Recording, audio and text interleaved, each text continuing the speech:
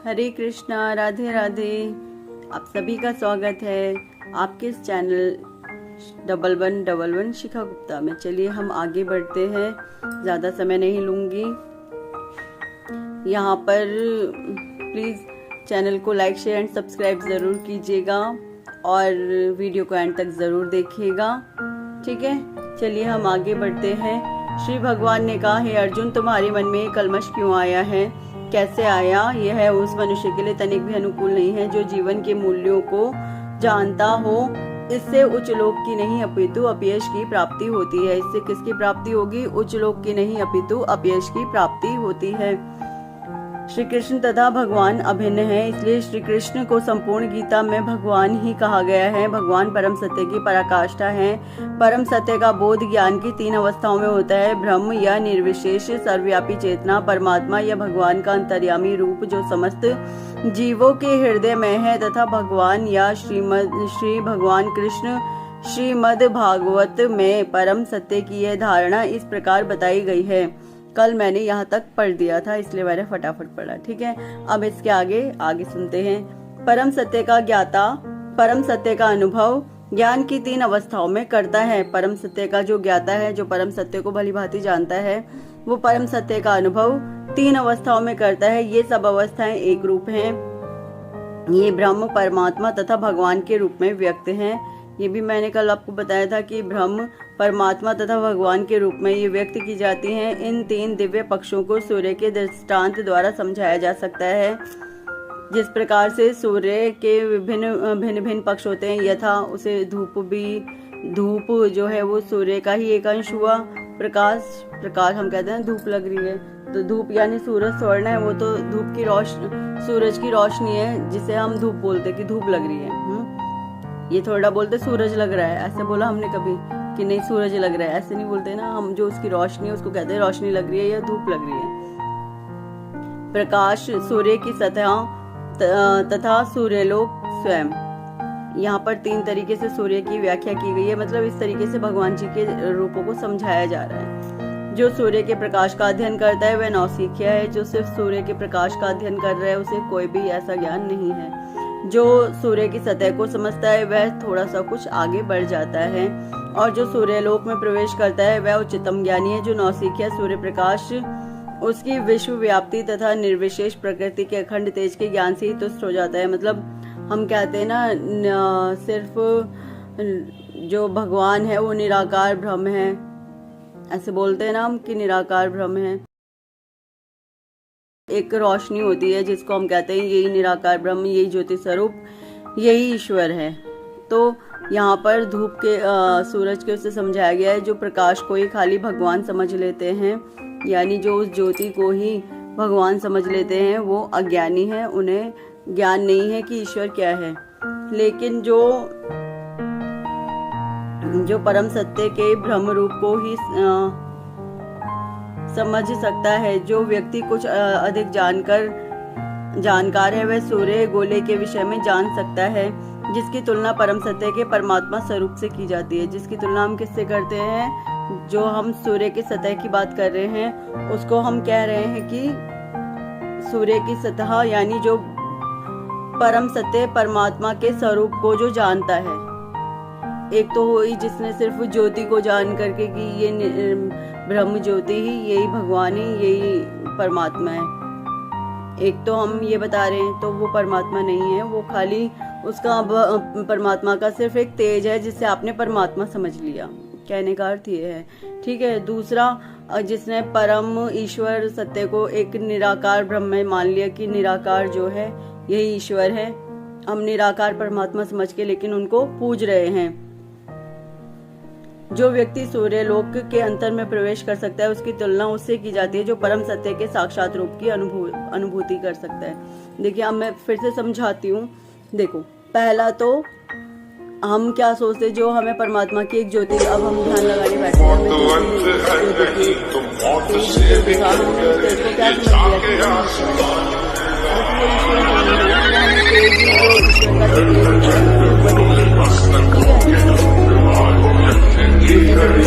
हमें निराकार हम ब्रह्मास्मि, ऐसा नहीं है। हम ब्रह्म नहीं हैं, हम पर ब्रह्म नहीं है, हम केवल ब्रह्म हैं, यानी चेतना है, यानी सिर्फ आत्मा है। ठीक है, तो परम ईश्वर भगवान हम उनको निराकार मानते हैं। तो चलो ठीक है, हम थोड़ा सा ऊपर उठे वहां से, हमने उस तेज से ऊपर उठ करके निराकार ब्रह्म को माना कि जो दिख नहीं रहा लेकिन कहीं है, कुछ और है। तो हम थोड़ा सा वहां से ऊपर उठे, क्योंकि निराकार में हम मान रहे हैं लेकिन निराकार सत्य नहीं। आप कुछ इस प्रकार से मानिए को ना, हम ऐसे मानते हैं कि आपको अपने किसी दोस्त के घर जाना है। ठीक है, अब उस दोस्त का ना तो आपके पास नाम है, ना नंबर है, ना एड्रेस है, और ना ही आपको ये पता कि वो दोस्त आपका दिखता कैसा है, या फिर वो आदमी जिसके पास आपको जाना है अपने काम के लिए, कि आपको एक आदमी से फला काम है, और उस आदमी का ना तो आपको नाम पता, ना नंबर पता, ना एड्रेस पता, लेकिन आपको वहाँ जाना है और उससे अपना काम पूरा करवाना है, और ये भी नहीं पता वो दिखता कैसा है, बट आपको जाना है उस तक। अब कैसे जाओगे? तो उसका तरीका क्या होगा जाने का? अब आप तो भटकते भटकते पता चला उसकी जगह कहीं और ही पहुंच गए। जाना था जापान पहुंच गए, चीन समझ गए ना। तो कुछ ऐसे ही है। तो ईश्वर निराकार ब्रह्म में आपने मान तो लिया, लेकिन निराकार में आप कहाँ जाना था और कहाँ पहुंच गए ये भी नहीं पता होगा आपको। आप गलत की जगह आप सही की जगह गलत भी मार पकड़ सकते हैं, इसमें कोई बड़ी बात नहीं होगी। तो निराकार ब्रह्म उसी प्रकार से, जिसमें कि आपको अपने एक ऐसे इंसान के पास जाना है जिसका ना आपको नाम पता है, ना नंबर पता है, ना एड्रेस पता है, और ना ही ये पता है कि वो दिखता कैसा है, लेकिन उसके पास जाना है। बट हाउ, लेकिन कैसे जाना है पता तो चले यार। हमें उसके बारे में कुछ भी नहीं पता, तो हम कैसे जा सकते हैं? आप ही सोच के बताओ। जब हमें उस इंसान के बारे में कुछ भी नहीं पता, हमें नथिंग, ऐसे पूरी दुनिया में एक सुई को ढूंढना, मतलब पूरी दुनिया में एक सुई को ढूंढने के बराबर जैसा काम हो गया ये। या फिर ये कह सकते हो भूसे के ढेर में एक सुई को ढूंढना, पता ही नहीं मिलेगी भी नहीं मिलेगी। लेकिन अब अगर हम किसी गुरुजी के पास चले जाते हैं, ऐसे गुरुजी के पास जो ईश्वर भक्त हैं, जो वाकई में ईश्वर को जानते हैं, और ईश्वर यानी कृष्ण भगवान वही है ईश्वर। मानो मत मानो, आपकी इच्छा है, बट ईश्वर वही है। आपको जिनको मानना है आप उनको मान सकते हो, एज योर विश। मुझे कोई इसमें आपत्ति नहीं है। मेरा काम समझाना है, मेरा काम बताना है, वो मैं जरूर करूंगी। बाकी आपकी इच्छा है कि आपने क्या सही लगता है, आपको क्या नहीं लगता है, और क्या मानना है क्या नहीं मानना है, ये बिल्कुल आपकी विश है। ठीक है, तो जो मेरा कार्य है वो मैं कंप्लीट करूंगी। तो अब अगर किसी को पता है कि कृष्ण भगवान ही बिल्कुल वो भगवान है, वही परमात्मा स्वरूप है, वही हमारे सर्वशक्तिमान तत्व में व्याप्त है, वही सब कुछ है। अब किसी को ये बात पता है,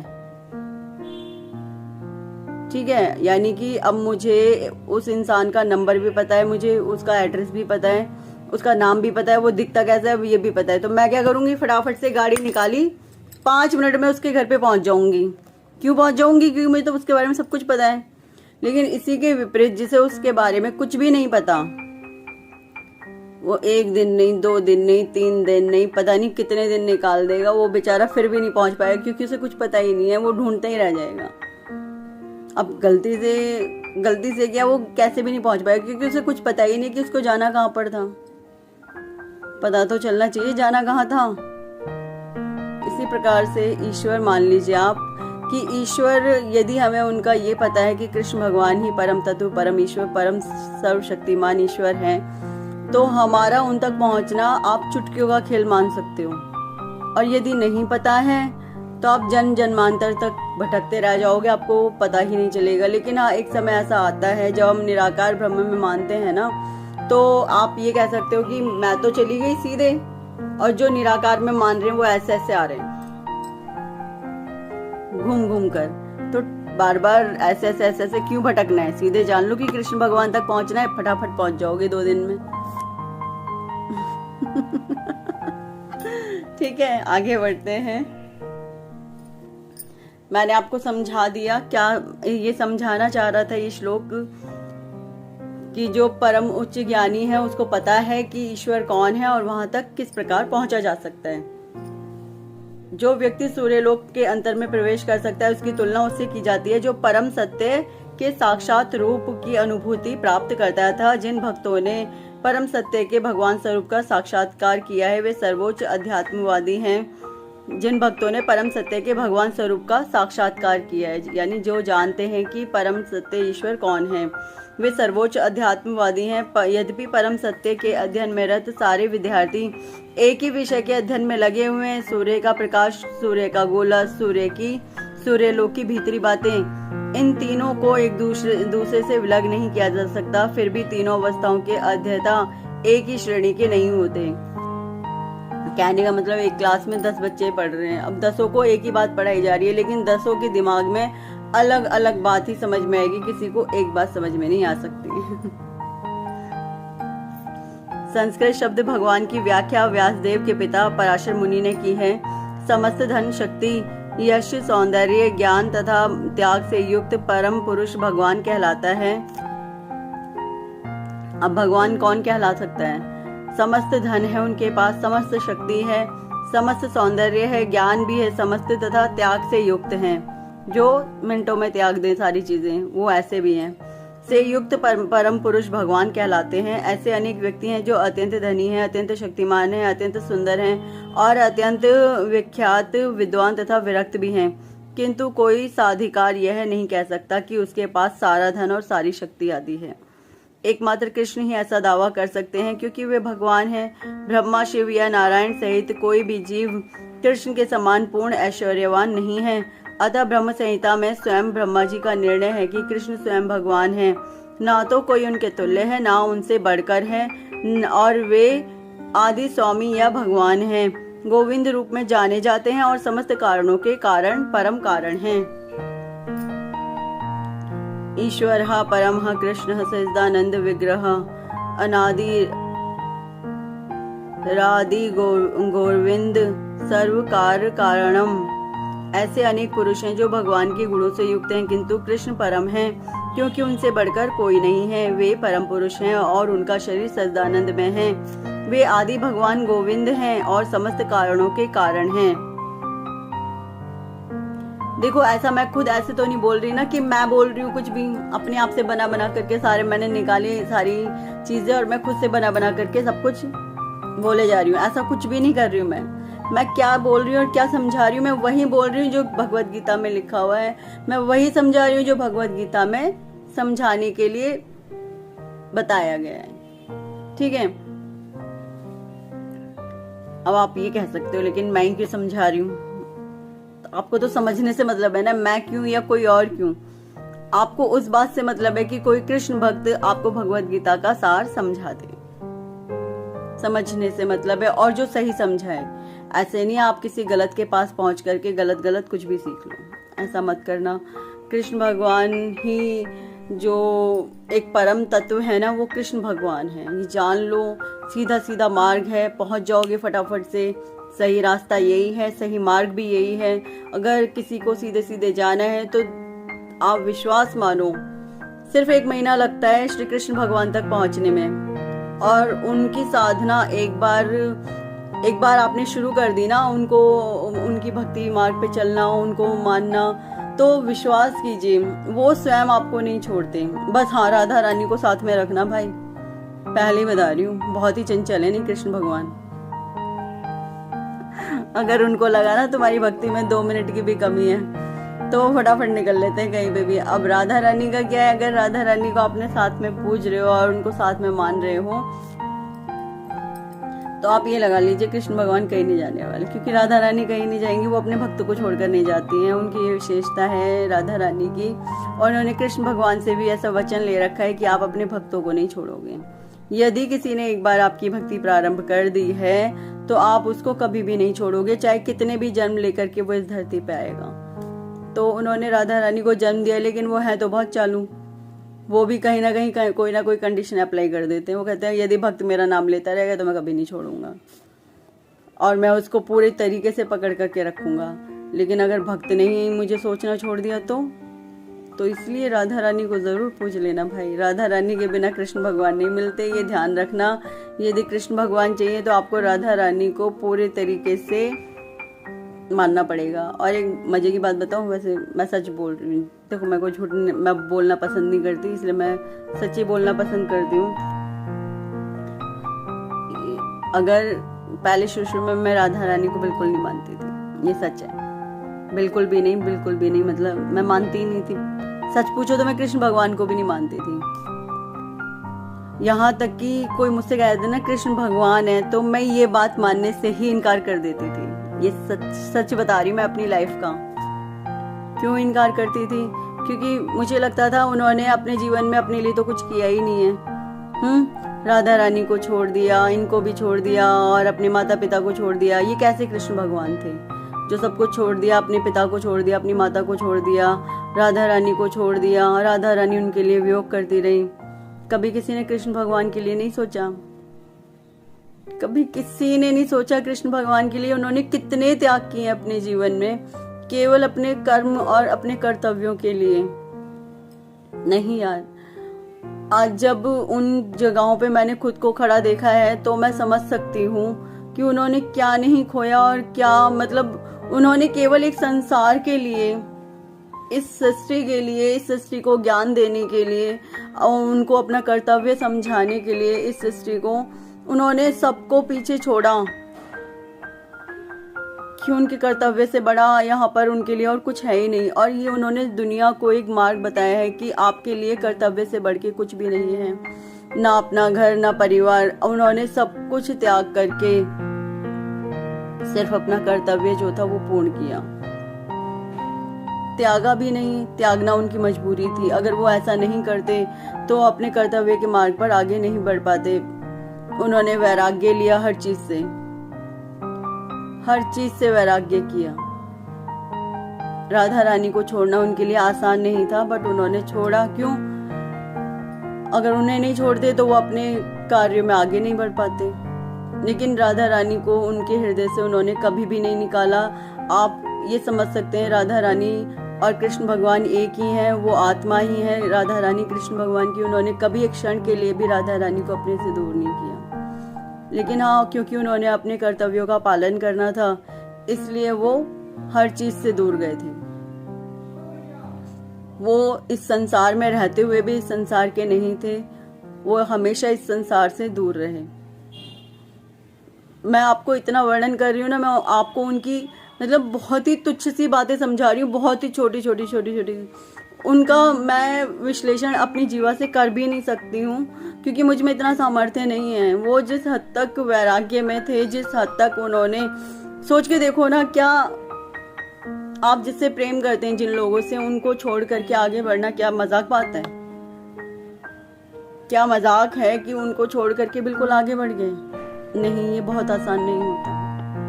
ये उस हद तक कठिन है जैसे कि अपने ही हाथों को अपने हाथों से काट देना, अपने ही पैरों को अपने हाथों से काट देना। सोचो ना, कोई अपने ही दिल को निकाल करके कोई बाहर फेंक सकता है क्या?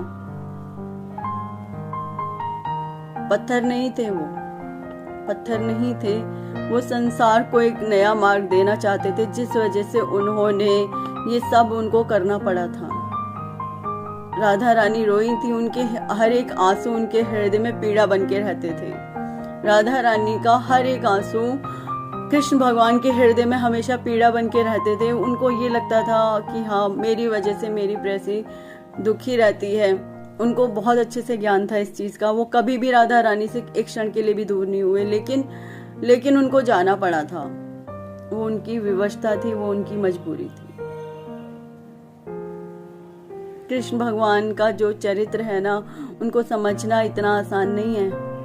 उतरना पड़ेगा, पूरे तरीके से उतरना पड़ेगा, और जो उतर जाएगा वो समझ जाएगा। और सच कहूं, मुझे भी ना इस बात का ज्ञान अभी कुछ दिन पहले ही हुआ।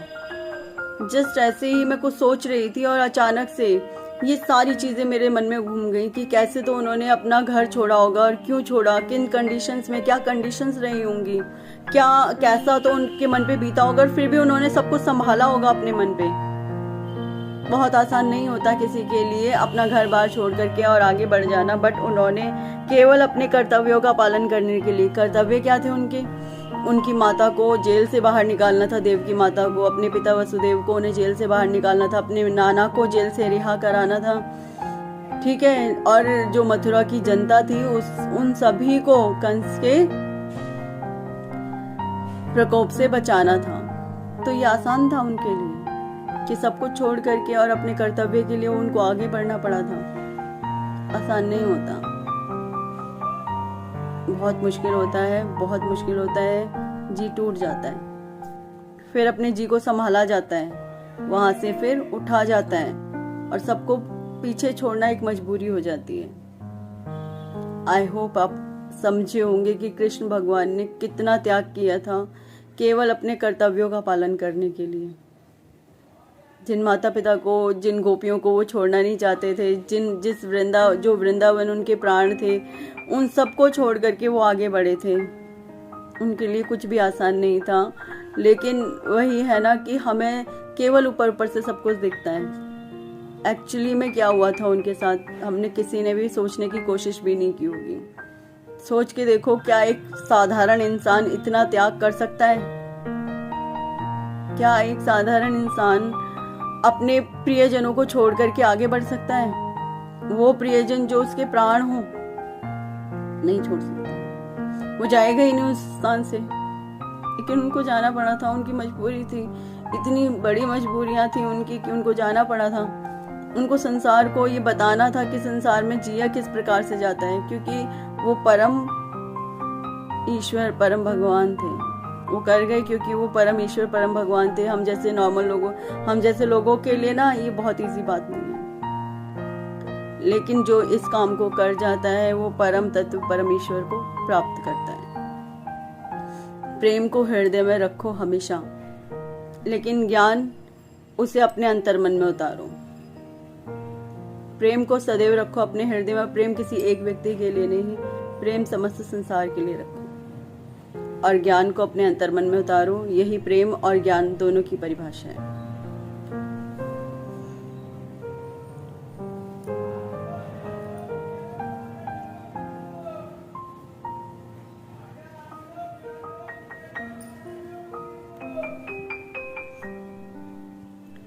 भागवत में भी भगवान के नाना अवतारों की सूची है, किंतु कृष्ण को आदि भगवान बताया गया है, जिनसे अनेकानेक अवतार तथा ईश्वर विस्तार करते हैं। कृष्ण वो परम तत्व हैं जिनमें से अनेकानेक अवतार निकलते हैं और ईश्वर बार बार इस धरा पर अवतरित होते हैं। यहाँ पर वर्णित सारे अवतारों की सूचियां या तो भगवान की अंश कलाओं अथवा पूर्ण कलाओं की हैं, किंतु कृष्ण तो स्वयं भगवान हैं। अतः कृष्ण आदि भगवान परम सत्य परमात्मा तथा निर्विशेष ब्रह्म दोनों के उद्गम है। भगवान की उपस्थिति में अर्जुन द्वारा सज्जनों के लिए शोक करना सर्वथा अशोभनीय है। आपको ये बात शायद पता भी नहीं होगी, ईश्वर ने स्वयं अवतार लिया था इस धरा पर कृष्ण भगवान के रूप में। एक्चुअली जो कृष्ण भगवान है वही सर्व आत्मा है, सर्वस्व है, और यह सत्य भी है। मैं कहती हूँ ना बार बार, मूल में जाओ, मूल में ढूंढो कौन है। मूल में वही है, लेकिन वही है कि ढूंढना इतना आसान नहीं है। अभी भी मुझे पता है मेरी बातें लोग नहीं मानेंगे, बट जिस दिन तुम्हें रियलाइज होगा ना, उस दिन वाकई में कहोगे कि हाँ मैंने सत्य कहा था। और ऐसी बात नहीं है जो भगवत गीता पढ़ रहे हैं, मुझे पूरा अंदाजा है कि उसे एक ना एक दिन जरूर इस चीज का रियलाइज होगा कि श्री कृष्ण भगवान ही सर्वस्व परमात्मा है। और उनको अपने आप को सरेंडर कर देना, हमें उनके सामने अपने आप को सरेंडर कर देना, ये सबसे बड़ा हमारे लिए सौभाग्य होगा। ये ध्यान रखना। भगवान की उपस्थिति में अर्जुन द्वारा सज्जनों के लिए शोक करना यह सर्वथा अशोभनीय था। अतः कृष्ण ने कुतः शब्द से अपना आश्चर्य व्यक्त किया है। आर्य जैसी सभ्य जाति के किसी व्यक्ति से ऐसी मलिनता की उम्मीद नहीं की जाती। आर्य शब्द उन व्यक्तियों पर लागू होता है जो जीवन के मूल्य को जानते हैं और जिनकी सभ्यता आत्म साक्षात्कार पर निर्भर करती है। देहात्म बुद्धि से प्रेरित मनुष्य को यह ज्ञान नहीं रहता कि मनुष्य का उद्देश्य परम सत्य विष्णु या भगवान का साक्षात्कार है। वे तो भौतिक जगत के बाह्य स्वरूप से मोहित हो जाते हैं, अतः वे यह नहीं समझ पाते कि मुक्ति क्या है। जिन पुरुषों को भौतिक बंधन से मुक्ति का कोई ज्ञान नहीं होता वे अनार्य कहलाते हैं। यद्यपि अर्जुन क्षत्रिय था, किंतु युद्ध से विचलित होकर वह अपने कर्तव्य से गुमराह हो रहा था। उसकी यह कायरता अनार्यों के लिए ही शोभा देने वाली हो सकती है। कर्तव्य पथ से इस प्रकार का विचलन ना तो आध्यात्मिक जीवन में प्रगति करने में सहायक बनता है और ना ही इससे संसार में ख्याति प्राप्त की जा सकती है। भगवान कृष्ण ने अर्जुन द्वारा अपने स्वजनों पर इस प्रकार की करुणा का अनुमोदन नहीं किया। वो कहते हैं कि तुम्हें इस प्रकार की करुणा नहीं करनी चाहिए। किस प्रकार की करुणा? तुम्हें करुणा करनी है तो उन जीवों पर करो जो वाकई में करुणा लायक हैं, करुणा करने लायक हैं। अब अगर तुम किसी अधर्मी पर करुणा कर रहे हो तो वो सही नहीं है, वो धर्म नहीं है। फिर से कहती हूँ, कलयुग केवल नाम आधारा। हरे कृष्णा कृष्ण कृष्ण हरे हरे, हरे राम राम राम हरे हरे। कृष्ण भगवान का नाम जीवा पे आना, समझ लो कृष्ण भगवान स्वयं आपके सामने आ गए। ये ध्यान रखना, कृष्णा केवल एक नाम नहीं है, कृष्णा अपने आप में ही भगवान है। यदि आप हरे कृष्णा महामंत्र का जाप करते हो तो आप ये मत सोचो सिर्फ एक मंत्र जाप कर रहे हो, समझ लो आपने जीवा पर स्वयं भगवान को ही बुला लिया है। यदि आप भगवान का जाप कर रहे हो, हरे कृष्णा कृष्ण कृष्ण हरे हरे, हरे राम राम राम हरे हरे, तो आप केवल एक मंत्र जाप नहीं कर रहे हो, आपने कृष्ण भगवान को ही समक्ष अपने सामने बुला लिया है। आपने उनको ही बुलाया है, उनको ही पुकारा, वो आ गए हैं, तभी आपकी जीवा पर उनका नाम आया है। गलती से भी मत सोचना कि आपने सोचा और उनका नाम आपकी जीवा पर आ गया, ये गलत है, ये आपका गलत भाव है। भाव कुछ इस प्रकार से है, मैं आपको समझाती हूँ। एक्चुअली में भाव सिर्फ ये है कि जब तक कृष्ण भगवान ना चाहें कोई उनका नाम अपनी जीवा पर नहीं ला सकता। ये मेरी अनुभूतियाँ हैं, ये स्वयं मैंने रियलाइज की हैं, ये चीज़ें वही मैं आपको बता रही हूँ। जब तक कृष्ण भगवान ने नहीं चाहा था तब तक मेरे मुख से उनका नाम नहीं निकला था। मैंने पहले भी बताया, मैं बिल्कुल नहीं मानती थी कृष्ण भगवान को, लेकिन आज आप ही के सामने मैं उनकी भक्त बनी बैठी हूँ। मैं उनको मानती ही नहीं थी कि वो ईश्वर हैं, बट जब मैंने रियलाइज की एक एक चीज उनकी, तब मुझे समझ में आया कि वो वाकई में परम सत्य, परम ईश्वर श्री कृष्ण भगवान है, श्री राधा रानी है। कैसे मैंने रियलाइज की थी? मैं पहले माता रानी शिव बाबा को ही एज यूजुअल बहुत ज़्यादा मानती थी, बहुत ही ज़्यादा, मतलब बहुत ज़्यादा मानती थी। ऐसी बात नहीं है, मैं आज भी मानती हूँ, बहुत मानती हूँ। बट अब जैसे मैं क्या है, मेरी आदत है एक रिश्ता बना लेने की सबसे। तो मैं माता रानी से कि आप मेरी माँ हो, मेरी मैया हो, तो इस प्रकार से माँ मैया तो हर कोई बोलता है देखिए, लेकिन मतलब कहने का मतलब भाव वही रखती थी कि आप मेरी माँ हो और शिव बाबा आप मेरे पिता हो। इस प्रकार का भाव मैंने उनसे हमेशा रखा। फिर जैसे जैसे अब पिछले 2 साल पहले जब कोरोना आया, आपको भी पता है तब क्या हुआ था, ठीक है। तो मेरे हस्बैंड डॉक्टर हैं, तो मैं बहुत ज़्यादा डर गई थी उस कंडीशंस में। तो उस वक्त मैंने कृष्ण भगवान के सामने खुद को समर्पण किया था। मैं बहुत ज़्यादा डिप्रेशन में थी, उस डिप्रेशन से मुझे उन्होंने ही बाहर निकाला। इतनी डिप्रेशन में थी कि मेरे मुंह में रोटी का एक निवाला भी नहीं जा पा रहा था। मैं बिस्तर पे लेट गई थी, यहाँ मुझे ये लगने लगा था कि बस अब इसके आगे मैं जिंदा नहीं रह पाऊंगी, क्योंकि मुझे टेंशन बहुत ज़्यादा हो चुकी थी। फिर मुझे पता नहीं कहाँ से ये बोध हुआ कि मुझे कृष्ण भगवान के सामने समर्पण कर देना चाहिए। अपने आप ही बुद्धि में विचार आया। वही है ना कि जब तक ये ही स्वयं डालते, ये विचार डालने वाले भी हम नहीं हैं, ये विचार भी ये स्वयं उत्पन्न कराने वाले होते हैं। तो मेरी बुद्धि में जाने कहाँ से विचार आया, इन्होंने ही डाला। मैं ऐसा मानती हूँ कि इन्होंने ही बोला मुझसे आके कि जाओ कृष्ण भगवान के सामने समर्पण कर दो। मैं गई, मैं खूब रोई उनके सामने जाके और मैंने समर्पण कर दिया कि हे ईश्वर मुझे बचाइए, मेरे परिवार को बचाइए। मेरे पति तो डॉक्टर हैं और वो जाते हैं, और अगर वो इन्फेक्शन मेरे घर तक आया तो मेरे बच्चे का क्या होगा, मेरा क्या होगा, या मेरे पति का। मैं बहुत ज़्यादा डर गई थी, इस हद तक डर गई थी कि मुझे लग रहा था मैं जिंदा नहीं बचूंगी अब इसके बाद, मुझे ऐसे लगने लगा था। फिर उसके बाद मैं खूब रोई कृष्ण भगवान के सामने जाकर के। ये लगाइए आप। उनके विग्रह को पकड़ के मैं लगातार 10 मिनट तक रोती रही, बहुत रोई। फिर उसके बाद रोते रोते अचानक से ही उन्होंने, मतलब ऐसे लगा जैसे किसी ने मेरे सर पे ऐसे हाथ फिरा दिया। जो मैं रो रही थी ना, रोते रोते अचानक से शांत हो गई। लगा कि किसी ने मुझे बहुत ही प्रेम से पकड़ लिया है और अब कुछ नहीं होगा किसी को भी। फिर मन में विचार आया मुझे भगवद गीता पढ़नी चाहिए। वो विचार भी मुझे यही देने वाले थे। मैंने भगवद गीता उठा ली हाथ में और विश्वास कीजिए एक एक पेज पलटना जैसे मेरी जिंदगी परिवर्तन हो रही थी पूरे तरीके से। मैं आज भी जब कृष्ण भगवान को अपने दिल से स्मरण करती हूँ, जब भी उनको बुला लेती हूँ, मैं इसी प्रकार से रोना शुरू कर देती हूँ। आप लोग प्लीज कुछ और मत सोचना। तो जैसे जैसे मेरा एक एक पेज ऐसे मैंने पलट पलट के पढ़ना शुरू कर दिया। मैं एक एक भाव, एक एक कहते हैं ना, एक एक, जैसे मैं आपको समझा रही हूँ, एक एक शब्द का पूरा भाव समझती थी कि एक एक शब्द का भाव क्या है। और ऐसा लगता था स्वयं कृष्ण भगवान आके समझा रहे हैं, क्योंकि मेरे पास कोई समझाने वाला नहीं था। आपको मैं बता रही हूँ, मेरे पास कोई भी नहीं था।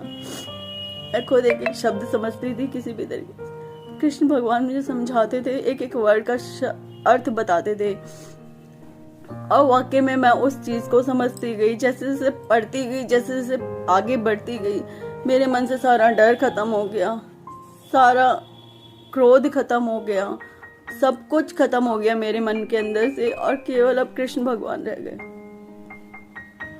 मैं मेरे कृष्ण भगवान को नहीं छोड़ सकती। वो मेरे सिर्फ मन में नहीं है, मेरे अंतर मन तक में बस चुके हैं। आप भी एक बार मेरी तरह उनसे प्रेम करके देखो, मुझे पूरा विश्वास है आपको भगवान आपकी स्थितियों से बाहर निकालेंगे। अगर आपकी बहुत गलत स्थितियां भी चल रही है ना, तो वो उन गलत स्थिति से आपको बाहर निकालेंगे और आपको परम शांति और परम सुख प्रदान करेंगे। मैं ऐसी भगवान से प्रार्थना करती हूँ, जो कोई भी सच्चे मन से भगवद गीता पढ़े, सुने, भगवत कथाओं का पाठ करे। हे श्री कृष्ण, हे परमेश्वर, आप उन्हें अपनी छाया प्रदान करें, अपने सानिध्य में ले लें और उनके ऊपर अपनी करुणा और कृपा सदैव बरसाएं।